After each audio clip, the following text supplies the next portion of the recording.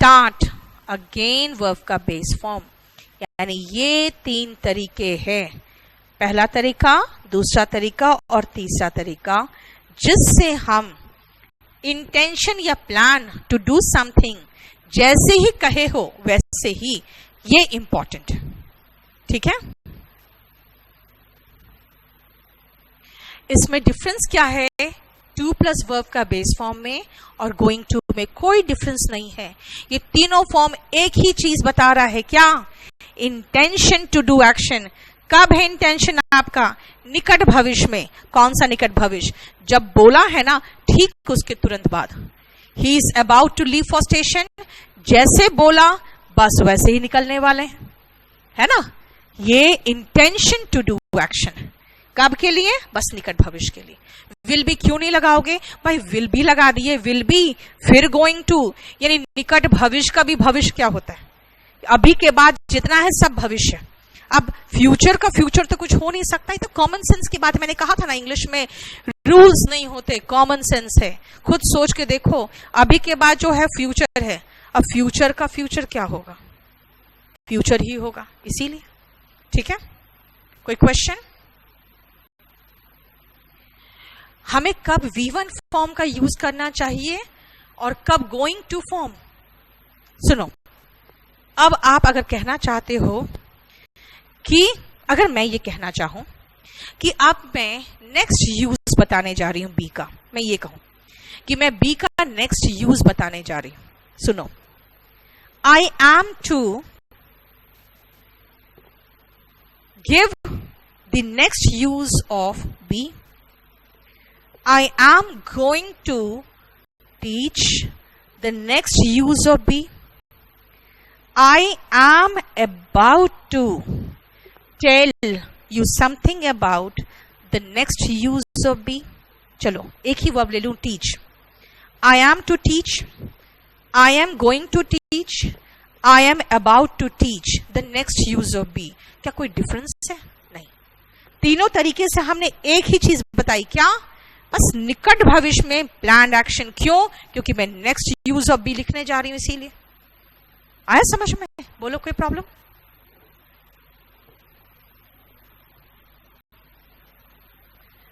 B के form की जगह बीन या बीइंग यूज क्यों नहीं होगा? इसलिए नहीं होगा क्योंकि टू के सबसे पहले मैं बी बोल रही हूं। बी का मतलब हो गया कि बी का हमने 2 is am are was were तो लगा ही लिया। अगर मैं बीइंग बोल रहे हो आप, तो भाई निकट भविष्य में गोइंग ऑन थोड़ी बोलेंगे हम। निकट भविष्य में करने जा रही हूं, निकट भविष्य में कर रही हूंगी नहीं बोल रही हूं मैं। इसलिए बीइंग का इस्तेमाल कहां होगा मैं अभी दिखाऊंगी आपको। यहां पे बीइंग का इस्तेमाल की बात नहीं कर सकते हैं, ठीक है? यहां पे हम सिर्फ इंटेंशन टू डू एक्शन की बात कर रहे थे, ठीक है?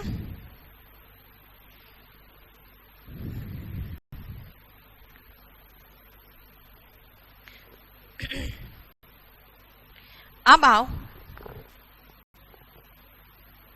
नेक्स्ट सेंटेंस लिखो।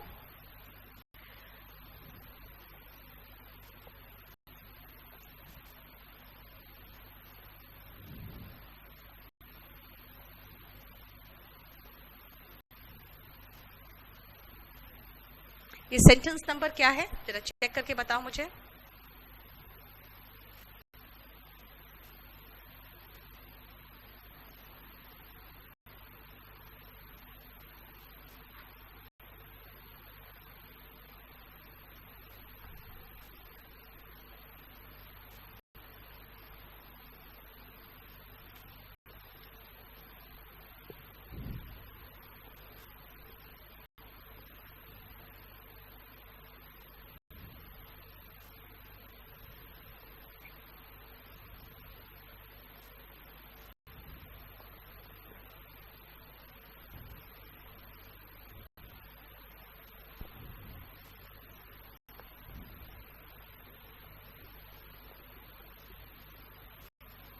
चलो नेक्स्ट यूज में आओ।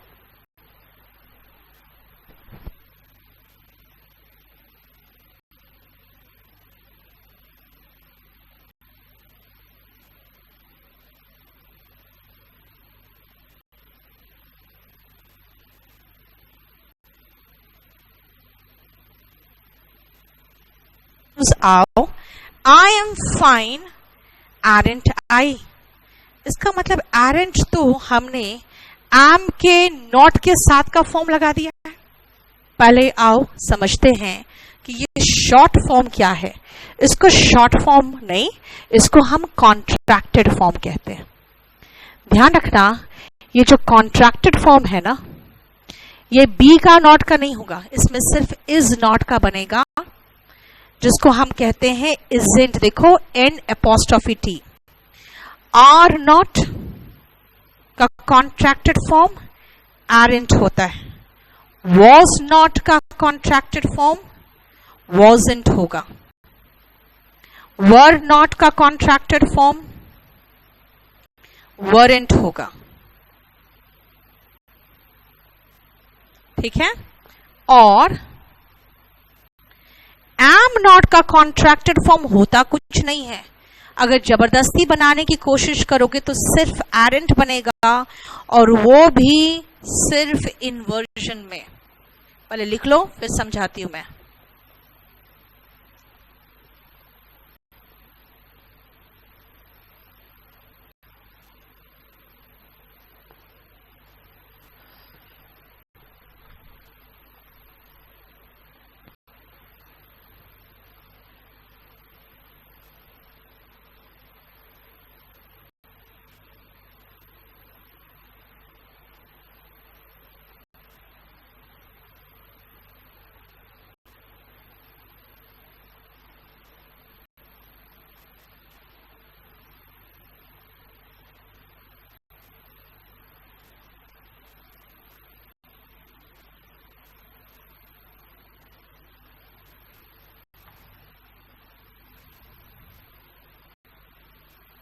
हो गया?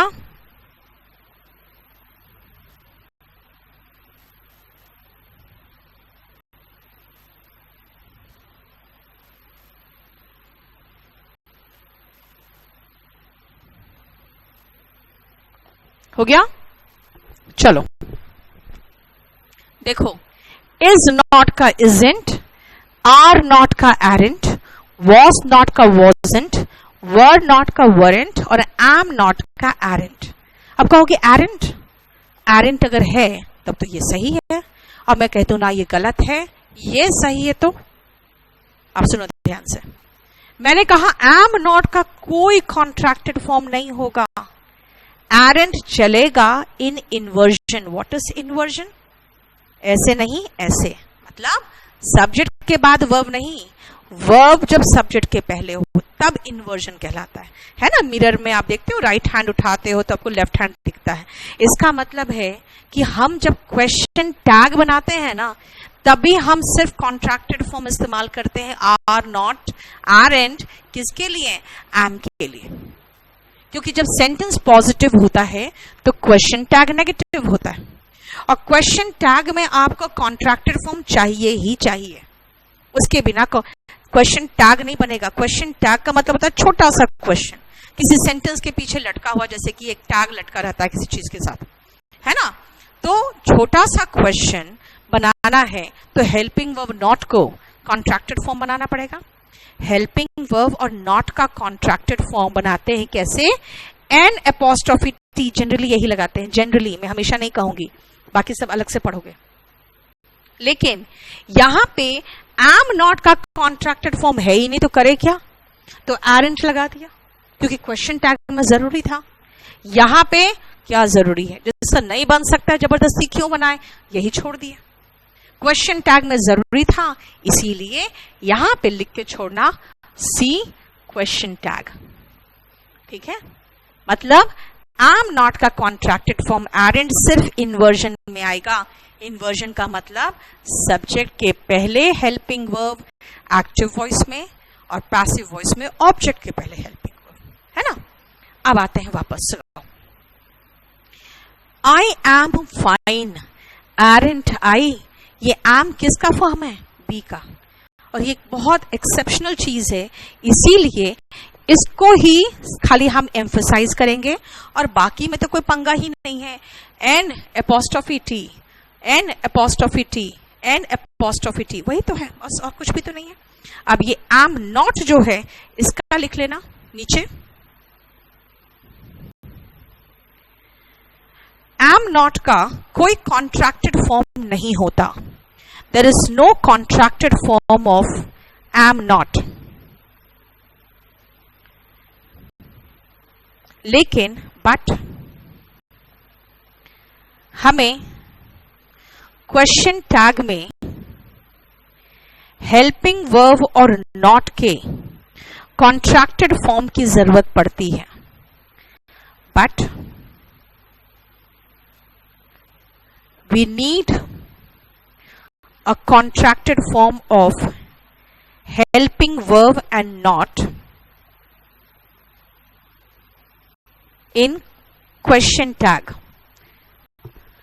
Helping verb and not in question tag. We need the contracted form of helping verb and not in question tag. तब हम aren't का प्रयोग करते हैं।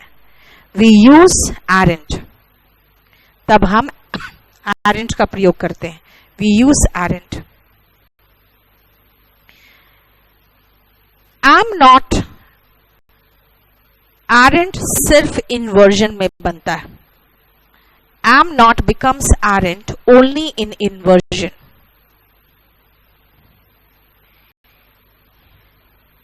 यानी this means वो active voice में subject के पहले आएगा। This means it will come before the subject in active voice। It means it comes before the subject in active voice। ठीक है, क्लियर? हम लोगों ने बी के सारे यूजेस कर लिए हैं, ध्यान रखना। अब आते हैं कि क्या क्या आज पढ़े हैं, जरा देखो तो। हमने कहा वर्ब मतलब जो एक्शन बताता है, आई गो, आई रन। जो स्टेट बताता है ना, I know you, I am a doctor, she was a student, यानी अवस्था बताता है। वर्ब पहले टाइप से हम डिवाइड करते हैं कि ये हेल्पिंग वर्ब और मेन वर्ब हो सकता है। हेल्पिंग वर्ब मेन वर्ब को हेल्प करता है, बिना मेन वर्ब का नहीं आता। मेन वर्ब मेन एक्शन बताता है और वो मेन हीरो है, बिना हेल्पिंग वर्ब का यानी बिना सपोर्टिंग एक्टर का भी तो आ ही सकता है, तो वो बिना हेल्पिंग वर्ब का भी आ सकता है। हेल्पिंग वर्ब कुछ ऐसे भी होते हैं जो हेल्पिंग वर्ब मेन वर्ब का दोनों का काम करेंगे, उनको हम प्राइमरी हेल्पिंग वर्ब कहेंगे। उसमें सिर्फ 3 आते हैं, बी, डू और हैव। हेल्पिंग वर्ब दूसरा एक और तरह का होता है जिसको मॉडल कहते हैं। वो ऐसा हेल्पिंग वर्ब है जो मेन वर्ब जिसको चाहिए ही चाहिए, वो सिर्फ हेल्पिंग वर्ब है, और मॉडल के तुरंत बाद अगर आप देखोगे तो वर्ब का बेस फॉर्म आएगा। ठीक है, मॉडल को एक मेन वर्ब चाहिए ही चाहिए। क्यों? क्योंकि वो सिर्फ हेल्पिंग वर्ब है और उसे एक मेन वर्ब चाहिए ही चाहिए, और मॉडल के तुरंत बाद हमेशा वर्ब बेस फॉर्म में आएगा। हो गया। अब आते हैं बी। बी क्या करता है? आई एम अ टीचर, ये मेरी अवस्था बता रहा है, मैं टीचर हूं, स्टेट बता रहा है, ये डिनोट करता है state. I was a teacher, past tense में थी, ये पास्ट की अवस्था बता रहा है। लेकिन अगर मैं कहूं काश मैं टीचर होती, तो कहा मैंने कि सभी सब्जेक्ट के साथ वर्ड लगा दीजिए अगर आप क्या बता रहे हो, प्रेजेंट का इमेजिनरी पोजीशन। प्रेजेंट के इमेजिनरी पोजीशन के लिए हम सबके साथ वर्ड लगा देते हैं। बेस फॉर्म कब आता है? बी। बी प्योरेस्ट फॉर्म है, उसी से सारे फॉर्म्स बने हैं। Is am are, was were, been, being, सब बना है। प्रेजेंट में इज एम आर है, पास्ट में वॉज वर्ड है, कंटिन्यूअस में बीईआईएनजी है, थर्ड फॉर्म बीन है जो बाद में पढ़ोगे अभी। उसके बाद ये बी करता क्या है? तो बी क्वेश्चन टैग में भी आता है, जहां पर हम उसके फॉर्म्स के नेगेटिव के साथ कॉन्ट्रैक्टेड फॉर्म के भी क्वेश्चंस आते हैं। कैसे? एम नॉट का कोई कॉन्ट्रैक्टेड फॉर्म नहीं है, बाकी सबका है, खाली एन एपोस्ट्रोफी टी लगाते हैं, सही हो जाता है। एम नॉट का जो कॉन्ट्रैक्टेड फॉर्म नहीं है तो एरेंट कैसे हो गया? एरेंट सिर्फ इन्वर्जन में होता है, बस इन्वर्जन में, ऐसे नहीं होगा, ठीक है ना। तो फिर एम नॉट का कॉन्ट्रैक्टेड फॉर्म एरेंट सिर्फ इन्वर्जन में चलेगा, बाकी में नहीं आता। तो बाकी में क्या करें? तो नॉर्मल सेंटेंस में एम नॉट को वैसे ही छोड़ दो। बोलो कोई प्रॉब्लम यहां तक? ठीक है। So this is all about be. हम नेक्स्ट क्लास में नेक्स्ट वर्ब को करेंगे, है ना, क्योंकि हम नेक्स्ट क्लास में उठाएंगे डू को और फिर हैव को, वो दोनों कंप्लीट करेंगे। डू बहुत छोटा सा है इसीलिए टाइम नहीं लगेगा। अब आइए वोकैब में।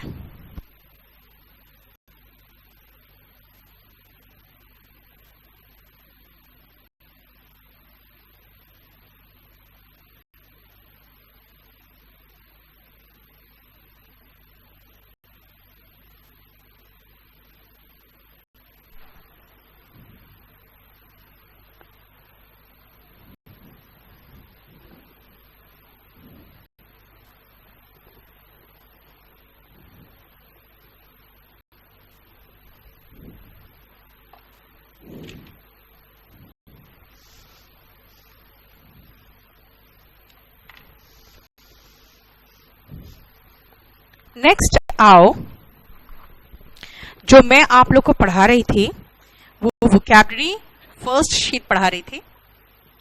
जो लोग लेट ज्वाइन किए हो उनको बता दूं मैं, आपके सारे शीट्स आपको केडी लाइव में मिल जाएंगे, टेलीग्राम चैनल केडी लाइव में मिल जाएंगे। लास्ट क्लास में मैंने इसको इसमें लगा दिया था, ठीक है। होमवर्क बेटा आपको अभी जो मैं असाइनमेंट दूंगी ना, पहले थोड़ा सा कंप्लीट होने दो वो, उसके बाद असाइनमेंट दूंगी आपको। जो मैं आपको चाह रही हूं ना, वोकैबुलरी याद जितना ज्यादा से ज्यादा हो सके ना वॉल्यूम 1 से करिए। पहले तो वॉल्यूम 1, उसके बाद में मैं सिमेंटिक्स से आपको होमवर्क दूंगी। आ जाओ वोकैब 1 में। सबसे पहले आ जाओ, जो वर्ड है यहां पर brain child, childish and child like, ये 3 वर्ड में आओ।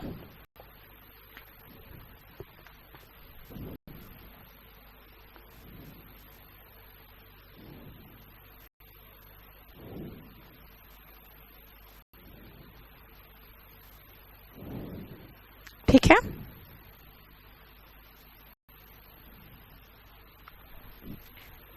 अब आओ, अगर मैं ब्रेन चाइल्ड बोलूं तो समझ रहे हो, चाइल्ड का मतलब बच्चा और ब्रेन का मतलब दिमाग, यानी दिमाग की उपज। अगर आप कहोगे ये नाम आपने कहां से रखा, ये नाम आपको कहां से मिला, तो मैं कहूंगी this name is my brain child. इसका मतलब है कि ये जो आइडिया था वो मेरे दिमाग में आया था, यानी आइडिया और क्रिएशन, और you can say even invention.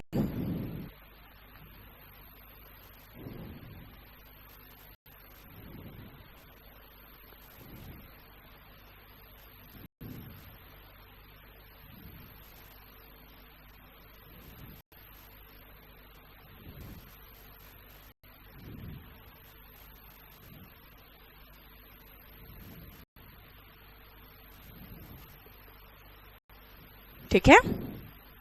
ये आइडिया या क्रिएशन जो आपके दिमाग से उपज हुआ है वो आपका ब्रेन चाइल्ड है। एरेंट आई और एम नॉट में डिफरेंस कुछ नहीं है। एम नॉट का कॉन्ट्रैक्टेड फॉर्म एरेंट था, मैंने कहा था, लेकिन एरेंट हर जगह नहीं आ सकता, सिर्फ इन्वर्जन में आएगा, जब वो सब्जेक्ट के पहले होगा तब। ये कहा था मैंने, ठीक है। ब्रेन चाइल्ड का मतलब मैं कहूं, अगर आप कहोगे आपको केडी कैंपस नाम कहां से आया, मैं कहूंगी this was my brain child, मतलब ये जो क्रिएशन था नाम का वो मेरे दिमाग में आया था, तो मेरा ब्रेन का चाइल्ड है, यानी दिमाग की उपज। समझ में आ गया? अब आओ चाइल्डिश एंड चाइल्ड लाइक, ये दोनों वर्ड आया है चाइल्ड से। और देखो चाइल्ड का मतलब हम समझ सकते हैं कि एक छोटा सा जो बच्चा होता है उसमें 2 चीजें आपको दिखती है, मूर्खता भी दिखती है और मासूमियत भी दिखता है ना, इनोसेंट भी दिखता है वो, और कभी कभी बचकानी हरकत करता हुआ दिखता है। इसीलिए अगर आप किसी को कहोगे ही इज चाइल्डिश, तो इसका मतलब होगा कि वो मूर्ख है, फुलिश, मोरोन, यानी मूर्ख है, ठीक है। और अगर आप कहोगे his child like simplicity, his child like attitude, his child like smile, इसका मतलब है कि उसका स्माइल कैसा है, मासूम सा स्माइल है। चाइल्ड लाइक का मतलब हुआ इनोसेंट। देख लो, क्या तीनों वर्ड आपको महसूस हो रहा है कि मैंने चाइल्ड से बनाया है, यानी बच्चे से, ठीक है।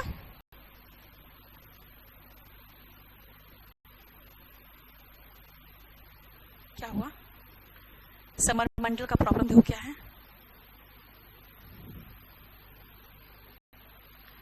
राइट। सी, कॉन्ट्रैक्टेड फॉर्म कहा बेटा मैंने, ठीक है।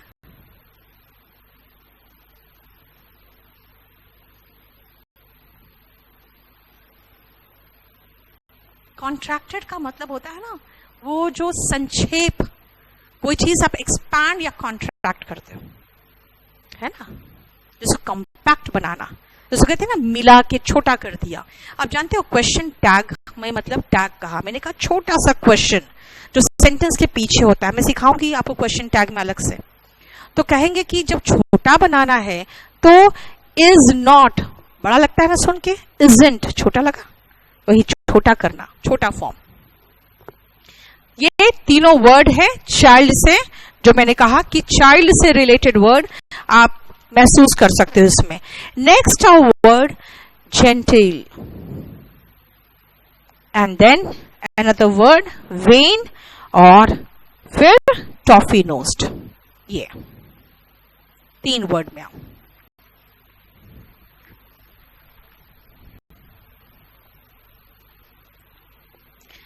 अब अगर मैं कहूं जेंटिल, तो आपको महसूस नहीं हो रहा है जेंटल, जेंटल है ना, बस वही हुआ जेंटिल।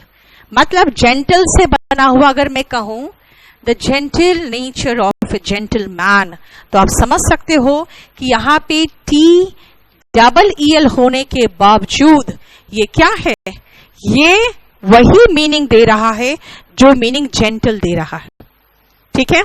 लिखो,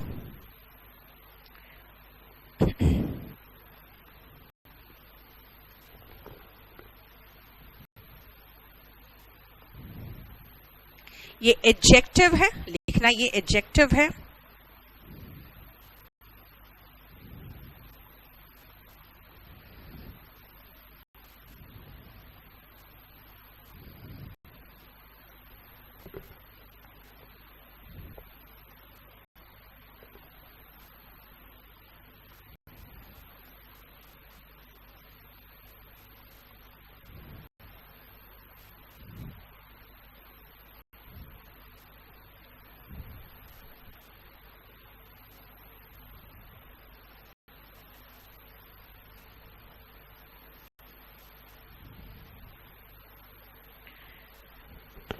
अगर मैं कह रही हूं जेंटिल एटीट्यूड, इसका मतलब है कुछ ज्यादा ही पोलाइटनेस, थोड़ा बनावटी सा भी महसूस होगा आपको।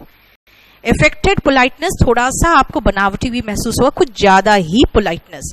सो मैंने ये कहा ना कि जेंटल नेचर, तो जेंटिल नेचर भी समझ रहे हो। जेंटल नेचर मतलब तो पोलाइट हो गया, और जेंटिल का मतलब है कुछ ज्यादा ही पोलाइट। लेकिन बात क्या है ना, उतना ज्यादा डिफरेंस एग्जाम में नहीं आता, इसलिए आप जेंटल और जेंटिल दोनों को सेम मीनिंग मान के समझ लो कि पोलाइट, राइट, विनम्र। अब आओ वेन में। चलो मैं एक सेंटेंस में वेन को खत्म कर दूं।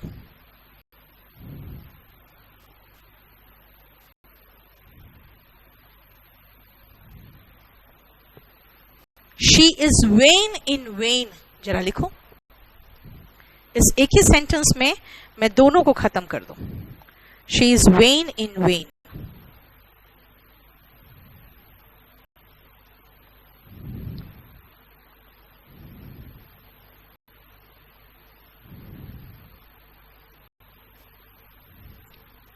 अब आओ ध्यान से देखो। अगर देखते हो कभी कभी कुछ लोग कुछ ज्यादा ही घमंड करते हैं, है ना, अपने आप को बहुत शो ऑफ करते हैं, बहुत घमंड खा रहे होते हैं, एरोगेंट सा बिहेव करते हैं, और होता जाता कुछ नहीं उसके पास, है ना। तो क्या कहोगे, बेकार का घमंड खा रहा है। किसी को देखते हो कि वो अपने आप को बहुत शो ऑफ कर रहा है, घमंड खा रहा है, तो कहोगे कि ही और she is when in when, बिना बात का घमंड खा रहा है, बिना बात का घमंड खा रहा है, वही तो मैंने कर दिया। घमंड खा रहा है बिना बात का। इन वेन का मतलब हुआ बेकार में, मैंने कहा बेकार में। अगर मैं खाली इस वेन का मतलब बोलूं तो ये वेन का मतलब क्या हुआ? फ्यूटाइल, यूजलेस, वेन, फ्रूटलेस, है ना। अगर आप कह रहे हो I worked hard in when, I worked hard in when, इसका मतलब है बिना बात का मेहनत किया, यानी कि कुछ निकला ही नहीं, कोई फल ही नहीं मिला हमें। इसका मतलब मेरा सारा मेहनत कैसा था? फ्यूटाइल था या फ्रूटलेस था। अब मैं कह रही हूं वो घमंडी है बिना बात का, घमंडी की बात कर रही हूं मैं, इसलिए ये घमंडी है, एडजेक्टिव है। शी इज वेन, ये वेन का मतलब हो गया घमंडी। लिखो conceited, arrogant, haughty। सिनोनिम इसी का है टॉफी नोस्ट, ठीक है। सिम का सिनोनिम है toffee नोस्ट।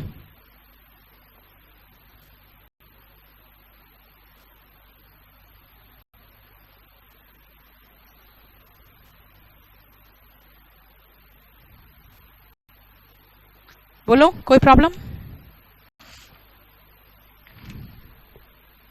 So see the meaning, conceited, arrogant, haughty, toffee nosed, vain, ये सब एडजेक्टिव है। और अगर मैं कहूं a vain attempt to win the election, तो वेन अटेम्प्ट तो उनका होगा ना जो हार जाएंगे। तो वेन अटेम्प्ट वो भी तो एडजेक्टिव है, यानी कि फ्रूटलेस अटेम्प्ट, कोशिश, बेकार की कोशिश, यानी जिसका कोई नतीजा, कोई फल ना निकले, वो क्या होगा? फ्रूटलेस या फ्यूटाइल। समझ में आया? बोलो, कोई प्रॉब्लम यहां तक? नेक्स्ट वर्ड आओ, परटर्ब। मैंने कहा था ना कुछ वर्ड्स को हम एक ही जैसे सुनने वाले शब्दों को एक साथ लगा दे। परटर्ब, डिस्टर्ब, टर्ब टर्ब, दोनों में लग रहा है टर्ब टर्ब, बस मीनिंग वही है, सेम मीनिंग। परटर्ब का मतलब तंग करना, disturb, perturb, disturb. He is quite perturbed, इसका मतलब होता है ही इज क्वाइट परटर्ब्ड का मतलब कि वो थोड़ा सा प्रॉब्लम में है, डिस्टर्ब्ड है ना। तो परटर्ब, डिस्टर्ब याद रहेगा, बस डिस्टर्ब आसान वर्ड था, परटर्ब उसी से याद हो गया, ठीक है। अब आइए नेक्स्ट 25 में, बोलो कोई प्रॉब्लम यहां तक? कोई क्वेश्चन नहीं?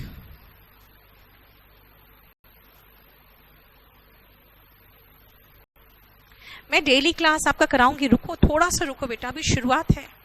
आपको पता है मैं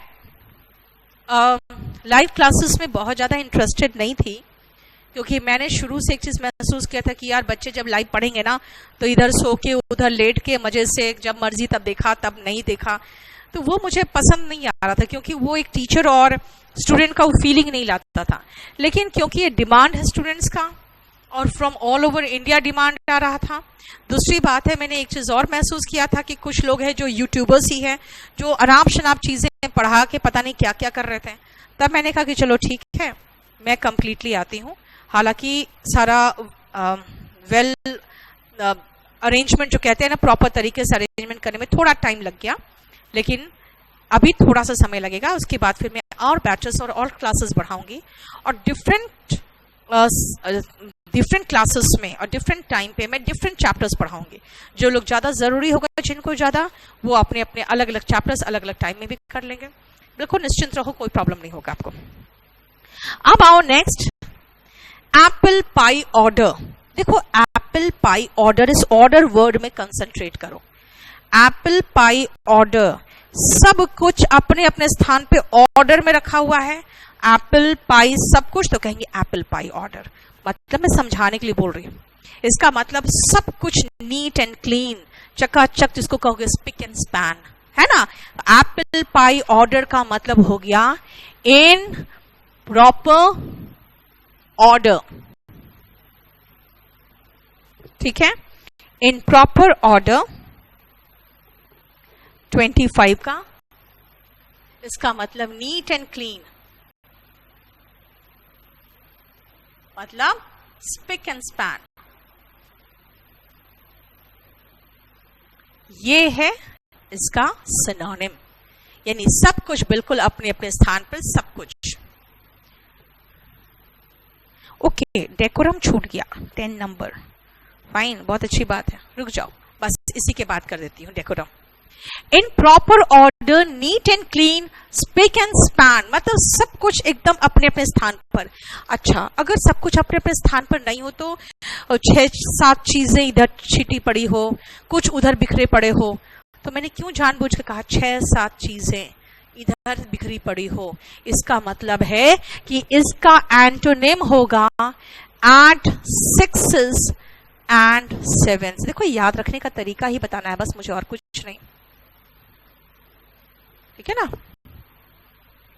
मैंने क्या कहा कि एकदम प्रॉपर ऑर्डर में, जहां एप्पल होना चाहिए, जहां पाई होना चाहिए, एप्पल पाई ऑर्डर, और उसका उल्टा सब चीज छीटी पड़ी हो, यानी 6-7 चीजें इधर है, उधर है कुछ, इसका मतलब एट 6 and 7। समझ में आ गया?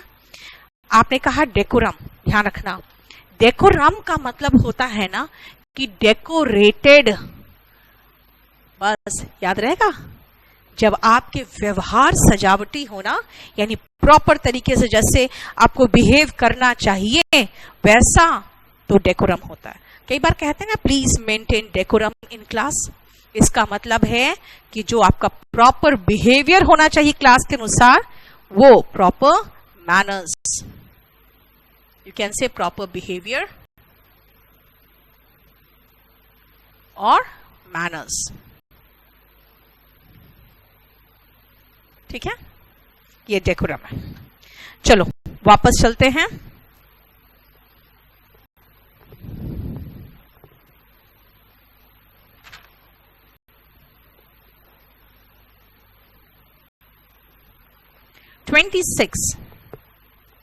आ जाओ। An apple of discord. What is the meaning of discord? Discord का मीनिंग जब आप पढ़ोगे ना, चलो इसको बाद में देखें, हम 3 वर्ड देख लें, फिर से एक जैसा सुनने में आएगा। डिस्कॉर्ड, कनकॉर्ड, एकॉर्ड, याद रहेगा ना?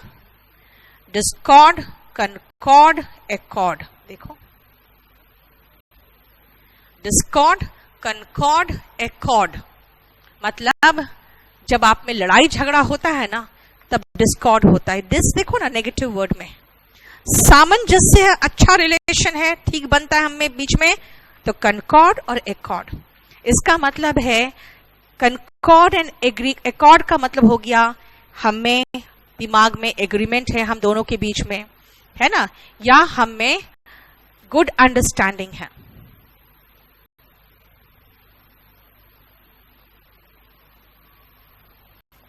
लेकिन डिस्कॉर्ड का मतलब होता है डिसएग्रीमेंट, यानी हमारे बीच में असामंजस्य है, हम दोनों के बीच में अच्छा नहीं बनता, तो हम लोग डिस्कॉर्ड है हमारे बीच में, ठीक है।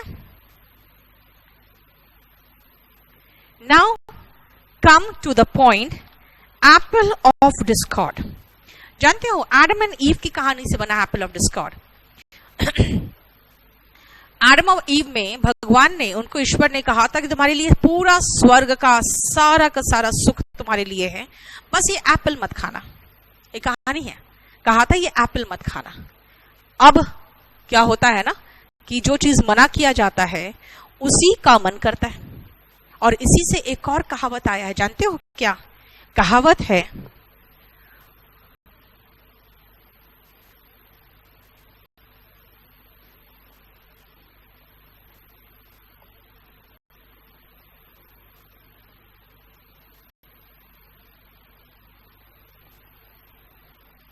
Forbidden fruit is the sweetest, ये कहावत है। Forbidden fruit is the sweetest। इसका मतलब है जो फ्रूट आपको खाने से मना किया जाएगा ना, आपको वही सबसे ज्यादा टेस्टी लगता है। कहते हैं चोरी का आम ज्यादा मीठा होता है, वही चीज। अब आ जाओ वापस कहानी पे। तो उसे कहा गया कि ये जो एप्पल है ये मत खाना, और मन नहीं माना, ईव ने कहा मुझे खाना ही है, और एडम ने लाके दे दिया। प्यार मोहब्बत में तो आदमी सब कुछ करने को तैयार रहता है। उसके बाद क्या हुआ, उससे ही तो सारा फसाद शुरू हुआ। ईश्वर ने कहा धरती पे जाओ और तुम्हारा जीवन और मरण का चक्र चालू होगा। यानी सारे जितने फसाद थे जीवन मरण के, सब कब शुरू हुए, इसी एप्पल से। इसीलिए अगर कोई फसाद होता है ना किसी के बीच में, तो कहते हैं यही सारा फसाद की जड़ है। जैसे Kashmir is the Apple of Discord between India and Pakistan. समझ में आया? इसीलिए एप्पल ऑफ डिस्कॉर्ड का मतलब होता है कॉज ऑफ क्वारल।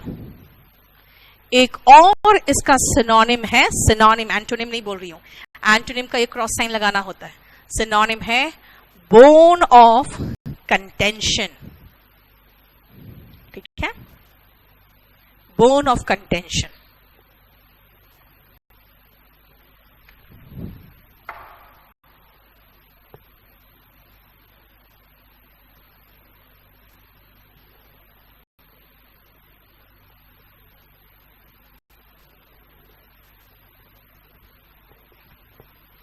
क्लियर? अब आओ next, after one's own heart. ये जो वंस वर्ड है ना 27 में, ये ध्यान रखना, ये वंस का मतलब यहां पे हम कुछ भी लगा सकते हैं, हिज, हर, योर, कुछ भी। अगर मान लो मुझे किसी तरह का कोई स्टोरी या पोयम बहुत पसंद आता है, और आपको भी मैं उसी तरह का स्टोरी या पोयम पढ़ते देख रही हूँ, या उसी राइटर का स्टोरी पढ़ने देख रही हूँ, तो कहूंगी ओह तुम्हें भी तो वही पसंद है जो मुझे पसंद है।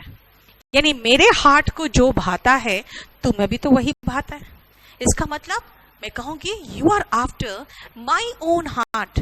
इसका मतलब मेरे दिल को जो पसंद आता है तुम्हें भी तो वही पसंद है। This means of the same liking.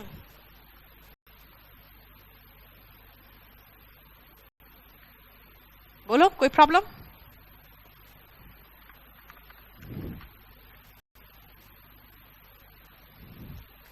Any problem? नहीं। अब आओ next, bull in China shop. China shop समझते हो? इमेजिन करो चाइना का सामान का शॉप ऐसे ही कमजोर होता है, और मैं इमेजिन करूं चीनी मिट्टी वाला सामान का शॉप, यानी सब कुछ फूट टूट जाने वाली चीजें।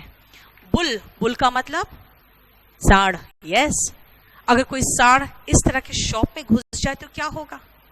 अब आप इमेजिन कर सकते हो क्या होगा, है ना? जैसे आप देखे हो पिक्चर है मुन्ना भाई MBBS, है ना? उसमें क्या था, जब क्लास चल रहा है तो वो मजाक कर रहा है, तो वो क्या था, his attitude was so weird, इतना विचित्र था, that he was a bull in China shop. सारा डेकोरम मेंटेन करना है। मैंने कहा ना डेकोरम, प्रॉपर क्लास में एक डेकोरम होता है, वो क्या मेंटेन करता है? वो तो गुंडा था। तो he was like a bull in China shop. This means एकदम इडियट सा व्यक्ति, अ क्लमजी पर्सन। कैसे अवस्था में?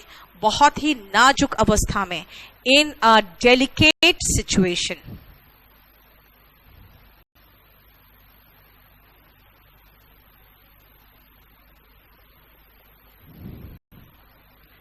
ठीक है,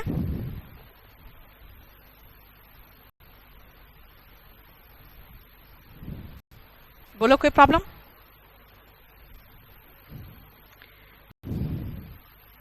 नेक्स्ट आओ, to take the bull by the horn. सोचो बुल यानी कि अगेन मैं कह रही हूं सांड। अब खुद इमेजिन करो उस सांड को आप अगर उसके हॉर्न से पकड़ो तो कहां से पकड़ोगे? सामने आके। और वो कहां वार करता है आपको पता ही है, वो अपने सिंग से सामने ही जो खड़ा होगा उस पर वार करेगा। इसका मतलब एक तो इतनी बड़ी मुसीबत 500 kg का, और उसको आप कन्फ्रंट कर रहे हो सामने से, फ्रंट से सामना करना इज कन्फ्रंट।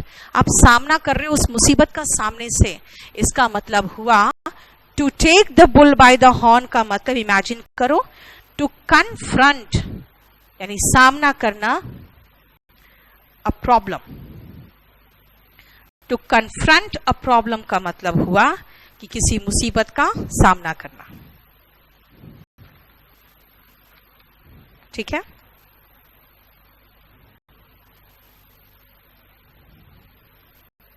बोलो कोई प्रॉब्लम? नेक्स्ट आओ 30 में, और 30 का आप करेक्शन करोगे red rag to the bull है, ठीक है। 30th में red rag to the bull है, BULL, जो सारा बुल था वही बुल वहां पर भी होगा, वो वुल नहीं है, ठीक है। Red rag to the bull. अब सोचो, खुद ही आप सुनते हो कि किसी बुल को लाल कपड़ा दिखाते हो तो क्या होता है, वो वायलेंट हो जाता है ना। तो अगर मैं ये कहूं कि अगर ये मामला को आप उनके सामने उठाओगे ना, it will be just showing red rag to the bull. इसका मतलब अगर इस मामले को उठाओगे तो वो वायलेंट होगा, यानी वो क्या होगा, किसी सांड को लाल कपड़ा दिखाने के बराबर होगा। This means red rag to the bull का मतलब है दैट मेक्स वन एंग्री। कोई भी व्यक्ति, किसी की बात कर रहे हो, अगर वो किसी चीज को लेके थोड़ा टची है, नहीं पसंद करता, और उसी मुद्दे को आप सामने उठाओगे तो इसका मतलब यही तो हुआ, बुल को आप रेड रैग दिखा रहे हो और वो वायलेंट तो होगा ही होगा, है ना। तो ये भी कह सकते हैं दैट मेक्स समवन एंग्री, ठीक है, एंग्री या वायलेंट जो लगा दो। एंड नेक्स्ट आओ 31 में कॉक एंड बुल स्टोरी। अब क्या होता है, कोई स्टोरी जिसमें क्या है तो हमें नहीं समझ में आ रहा है, क्या कहानी सुनाऊं मैं आपको, क्या बहाने बनाऊं आपके सामने। तो मैं कोई ऐसा ही मनगढ़ंत कहानी बनाऊंगी जिसमें कॉक बना दिया, एक बुल बना दिया, एक कैरेक्टर को, और कुछ भी मिला जुला के सुना दिया आपको। इसका मतलब है कि जब आपसे मैं कोई बहाने बना रही हूं या मैं कोई आपको ऐसे ही कुछ बता रही हूं तो कहोगे आप क्या, don't narrate any cock and bull story. इसका मतलब मनगढ़ंत कहानी मत सुनाओ।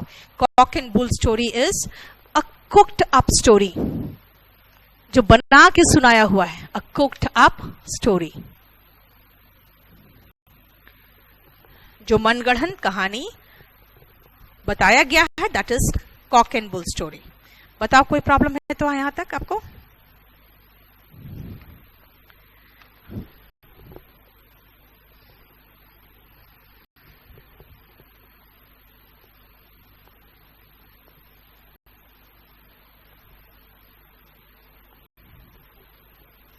नेक्स्ट में आओ, ये सारा मैन से रिलेटेड है। मैन ऑफ, सबसे पहले है लेटर्स। ध्यान देना, पहले हम लेटर्स का मीनिंग लिख लें। एक तो ABC लेटर्स होता है, यानी कि जैसे ABCD वगैरह जो है ये लेटर्स है, अक्षर जिसको कहते हैं हिंदी में, यानी ढेर सारे अक्षरों को लेटर्स कहेंगे। हिंदी सॉरी इंग्लिश में कितने लेटर्स है? 26 लेटर्स है ना, इंग्लिश अल्फाबेट में। दूसरा, लेटर्स का मतलब वो भी तो लेटर्स है जो आप लिखते हो किसी को।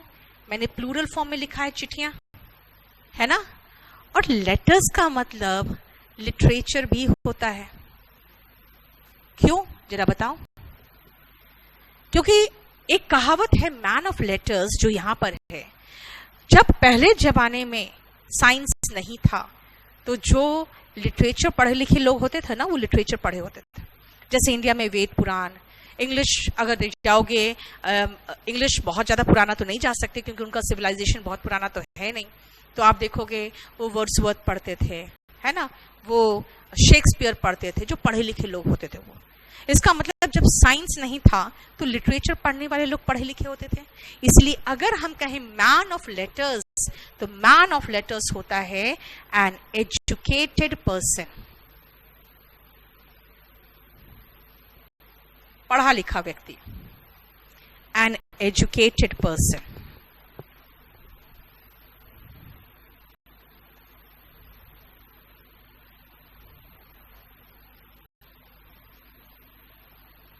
हो गया।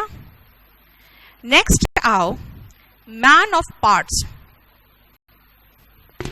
मैन ऑफ पार्ट्स, पार्ट्स मतलब पार्ट हो गया। अगर कई पार्ट आपको पता है, कई पार्ट्स आप जानते हो, इसका मतलब है कि आप कोई लिटरेचर का पार्ट उठा के पूछूं तो भी क्वेश्चन का जवाब दे दोगे।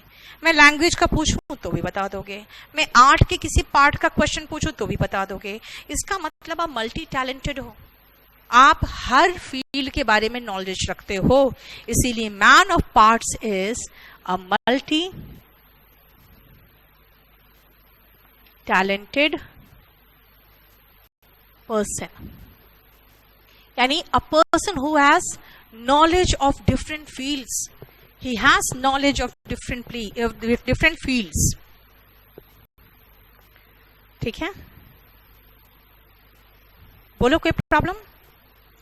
अब आओ मैन ऑफ वर्ड में, तो सबसे पहले वर्ड का मीनिंग लिख लो। वर्ड का 3 मीनिंग है। नाउन में पढ़ोगे शब्द, प्रॉमिस और मैसेज, ये 3 मीनिंग लिख लेना। मैसेज, ये 3 मीनिंग है। संदेशा, वादा और शब्द, वर्ड, वर्ड्स।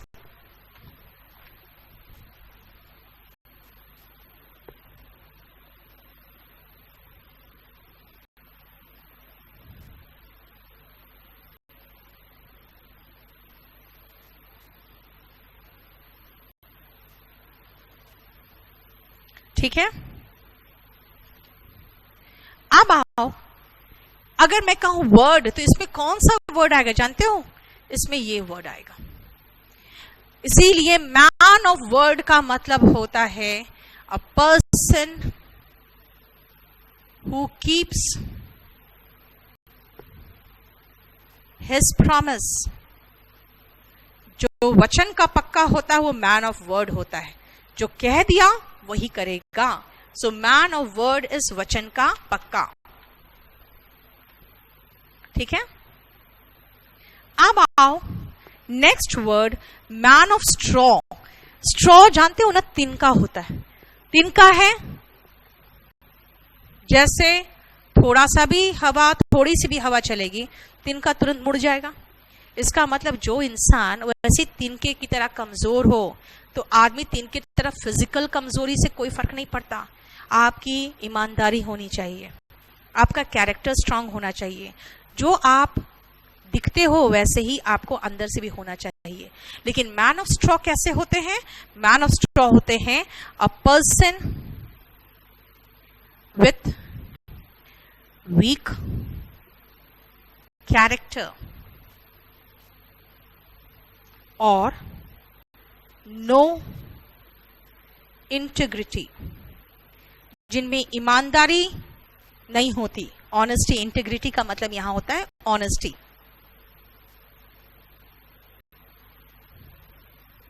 ठीक है, समझ में आया?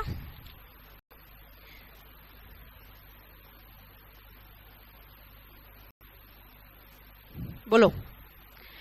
मैन ऑफ एक छूट गया, मैन ऑफ सब्सटेंस, देखो तो ऊपर छूट गया है। सब्सटेंस का मतलब चीज होता है ना, कोई सामान, कोई चीज।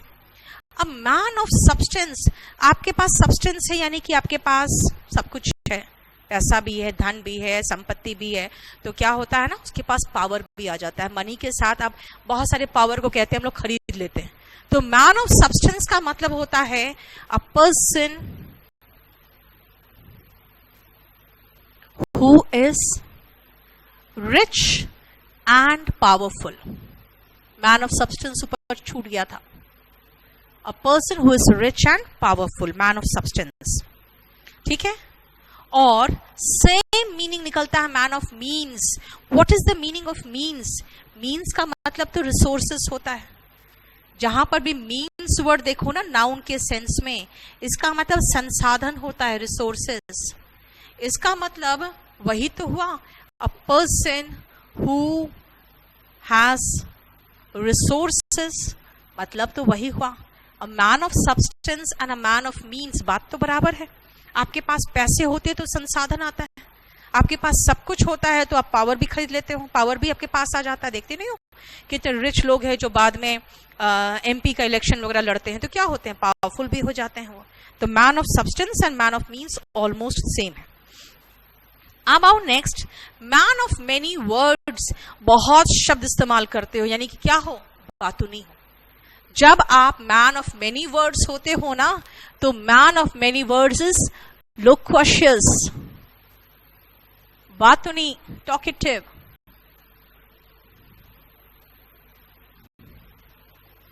गैरुलस, बहुत बकबक करते हो। You are man of many words. ठीक है, ये सारे बताते हैं टॉकेटिव के लिए, ये सारे शब्द है बातूनी के लिए। लोक्वेशियस, टॉकेटिव एंड गैरुलस। और मैन ऑफ फ्यू वर्ड्स, इसका मतलब है जो बहुत कम शब्दों का इस्तेमाल करता है। वैसे लोग चुप रहने वाले होते हैं, वो रेटिसेंट, टैसिटर्न और रिजर्व्ड कहलाते हैं। यानी कि चुप रहने वाले, रेटिसेंट, टैसिटर्न एंड रिजर्व, ये सब सिनोनिम एंटोनिम में आता है, ध्यान रखना। अब आप मेरे पास कुछ पॉइंट्स आए बात करने के लिए, मुझसे कहे कि मैम ये सारे हैं जो हम चाहते हैं कि हम दोनों के बीच में ऐसा एग्रीमेंट हो जाए। तो मैं कहूंगी put them in black and white. इसका मतलब है जाओ सफेद कागज पे इसको ब्लैक से टाइप करा के ले आओ। वही ना हुआ, व्हाइट पेज है जो टाइप किया हुआ कैसे है, ब्लैक में। तो ये ब्लैक एंड व्हाइट क्या है, ये लिखित है। So in black and white is written, है ना। इसका मतलब नॉट वर्बल, सिर्फ बोला हुआ चीज नहीं है बल्कि लिखित में। और लास्ट वर्ड आओ ब्लैक एंड ब्लू। सिर्फ ब्लैक एंड ब्लू देगा आपको, उसके आगे बीट दे देगा ना, तो सबको पता है पीटने से आदमी क्या होता है, पहले ब्लू होता है फिर ब्लैक होता है ना। आंखें देखते हैं वो ब्लैक हो जाते हैं फिर। तो ब्लैक एंड ब्लू के साथ बीट वर्ड नहीं देता है, लेकिन फिर भी याद रखना अगर खाली लिखा रहेगा ब्लैक एंड ब्लू, इसका मतलब है कि पूरे चोट से भरे हुए, फुल ऑफ ब्रूसेस, यानी कि छिला हुआ बदन। जब छिल जाता है ना तो पहले वो क्या होता है, ब्लू हो जाता है या चोट लगता है, फिर वो ब्लैक हो जाता है ना। तो कहते हैं he was beaten black and blue. तो तुम्हें समझ में आ ही गया। लेकिन बीटन वर्ड ना दिया हो, बीट ना दिया हो, खाली ब्लैक एंड ब्लू दिया तो समझ में आ रहा है, इसका मतलब होता है क्या, फुल ऑफ चोट, ब्रूसेस। ठीक है, बस ये शीट खत्म है। नेक्स्ट शीट में नेक्स्ट क्लास में आपके साथ शेयर कर दूंगी। जितना पढ़ाया उसको रिवाइज करिए। रिलेटेड टू वर्ब शीट्स करीबन 8-10 शीट्स है रिलेटेड टू वर्ब, वो मैं आपको टेलीग्राम में दे दूंगी। Thank you so much.